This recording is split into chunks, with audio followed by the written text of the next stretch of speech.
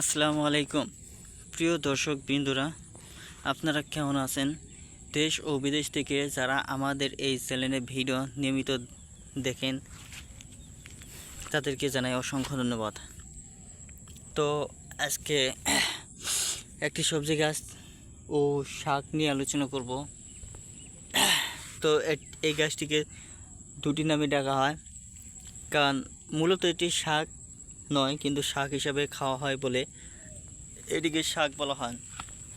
তো আপনারা যদি চিনে থাকেন তাহলে অবশ্যই কমেন্টের মাধ্যমে জানিয়ে দেবেন। আর যদি প্রিয় ভাই ও বন্ধুরা আপনারা না চিনে থাকেন তাহলে অবশ্যই আপনারা ভিডিওটি সম্পূর্ণ দেখেন, তাহলে চিনতে পারবেন। তো আর দেরি না করে এই গাছটির সাথে পরিচয় করে দেয় সবজি গাছটি কি। তো এই সবজি গাছটিকে মিষ্টি কুমড়া বলা হয়। মিষ্টি কুমড়ো কিন্তু বন্ধুরা মিষ্টি লাগে বলেই একে মিষ্টি কুমড়ো নাম দেওয়া হয়েছে।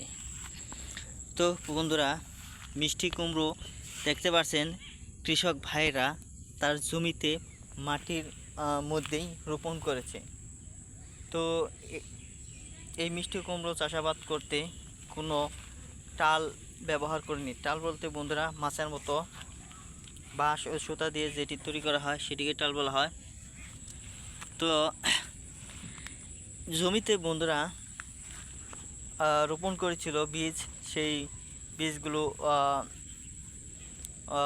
বড় হয়ে এরকম ছড়িয়ে পড়েছে। তো বন্ধুরা, এই গাছটি এতটুকুর মধ্যে সীমাবদ্ধ থাকবে না, এই গাছটি ধীরে ধীরে আরও বড় হয়ে জমির চতুর্দিকে ছড়িয়ে পড়বে। তো আপনারা চাইলেও আপনাদের প্রতি জমিতে এরকমভাবে মাটির মধ্যেই মিষ্টি কুমড়ো চাষাবাদ করে নিতে পারবেন।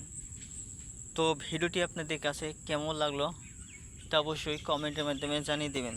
ধন্যবাদ আপনাদেরকে।